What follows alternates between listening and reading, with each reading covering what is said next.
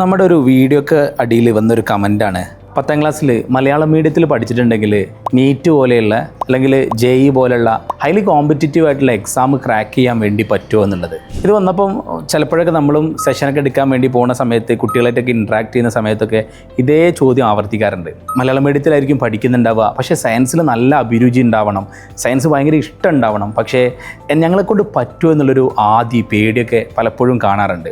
അവർക്ക് വേണ്ടിയിട്ടാണ് ഞാനൊരു കഥ പറയാം. നമ്മുടെ സ്കൂളിൽ ഈ പ്രാവശ്യത്തെ വൺ ഓഫ് ദി ടോപ്പർ ആയിട്ടുള്ള അലീഫ എന്ന് പറഞ്ഞ കുട്ടി, അലീഫ എൻ്റെ ഒരു ഫ്രണ്ടിൻ്റെ സിസ്റ്റർ കൂടിയാണ്. അലീഫ മലയാളം മീഡിയത്തിൽ പഠിച്ച് ഇന്ന് പോണ്ടിച്ചേരി മെഡിക്കൽ കോളേജിൽ, ഗവൺമെൻറ് മെഡിക്കൽ കോളേജിൽ പഠിച്ചുകൊണ്ടിരിക്കുകയാണ്. പറയാൻ ആഗ്രഹിച്ചൊരു കാര്യം, അലീഫ മലയാളം മീഡിയത്തിൽ നിന്ന് താഴെ ക്ലാസ്സിൽ മുതലേ, തുടക്കം മുതലേ മലയാളം മീഡിയത്തിൽ പഠിച്ച് 10ാം ക്ലാസ്സിൽ മലയാളം മീഡിയത്തിലെ എക്സാമൊക്കെ എഴുതിയ കുട്ടിയാണ്. ആദ്യം അവൾ ഇങ്ങനെ കൗൺസിലിങ്ങിൻ്റെ ഒക്കെ ഭാഗമായിട്ട് എൻ്റെ അടുത്ത് വന്നിട്ട് ഇങ്ങനെ സംസാരിക്കും, എങ്ങനെയാണ് സാറേ നടക്കുന്നില്ല, പറ്റുന്നില്ല. അപ്പോൾ ഇവളുടെ പുസ്തകങ്ങൾ എടുത്തു നോക്കുമ്പോൾ ബയോളജി ആണെങ്കിലും ഫിസിക്സ് ആണെങ്കിലും ഒക്കെ എടുത്തു നോക്കുമ്പോൾ ഭയങ്കര രസമാണ്. ബയോളജിയിലൊക്കെ ടേമിൻ്റെ മുകളിൽ, അല്ലെങ്കിൽ കെമിസ്ട്രിയിൽ അല്ലെങ്കിൽ ഫിസിക്സിലൊക്കെ ടേമിൻ്റെ മുകളിൽ ഇങ്ങനെ മലയാളത്തിൽ എഴുതി വെച്ചിട്ടുണ്ടാവും.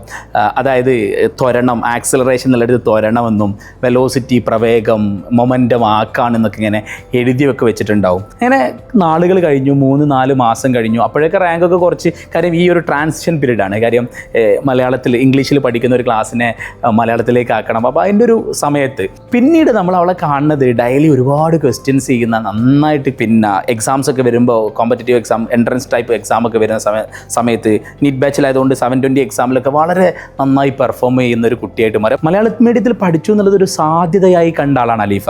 ആ സാധ്യത എന്തായിരുന്നു വെച്ചിട്ടുണ്ടെങ്കിൽ, അവൾ പറയാണ് കോൺസെപ്ച്വൽ ക്ലാരിറ്റി, കുറച്ചുകൂടിയൊക്കെ കോൺസെപ്റ്റ് മനസ്സിലാക്കാൻ വേണ്ടി, ഇപ്പോൾ ന്യൂട്ടൻ്റെ 1ാം ചലന നിയമമോ 2ാം ചലന നിയമമോ അല്ലെങ്കിൽ ജൂൾസ് നിയമമോ ഒക്കെ പഠിക്കുന്ന സമയത്ത്, പറയുന്ന സമയത്ത്, അല്ലെങ്കിൽ കെമിസ്ട്രിയിലെ മോൾ കോൺസെപ്റ്റ് പറയുന്ന സമയത്തോ, ഇത് വൃത്തിക്ക് ഇതിൻ്റെ ലോജിക്കലി വെരിഫൈഡ് ആയിട്ട് പഠിക്കാൻ, അറിയാൻ, ഉള്ളറിഞ്ഞ് പഠിക്കുക എന്നൊക്കെ പറയില്ല നമ്മൾ, അത് സാധ്യമായത് ഈ മലയാളം മീഡിയത്തിൽ പഠിച്ചുകൊണ്ടാണ് എന്ന് അവൾ പറയുകയുണ്ടായിരുന്നു. അപ്പോൾ ഒരു കാര്യം ഉറപ്പിച്ച് പറയാണ്, ഇത് മലയാളം മീഡിയത്തിലോ ഇംഗ്ലീഷ് മീഡിയത്തിലോ CBSEയിലോ കേരള സ്റ്റേറ്റ്സിലോ പഠിക്കുന്നു എന്നുള്ളതിനപ്പുറത്തേക്ക് നിങ്ങൾ എത്ര കണ്ട് ഹാർഡ് വർക്ക് ചെയ്യാൻ തയ്യാറുണ്ട്, എത്ര കണ്ട് പ്രോപ്പറായിട്ട് കൺസിസ്റ്റൻ്റ് ആവാൻ വേണ്ടി പറ്റും എന്നുള്ളത് തന്നെയാണ് നിങ്ങളുടെ വിജയത്തിനെ സ്വാധീനിക്കുന്ന പ്രധാനപ്പെട്ട ഘടകം.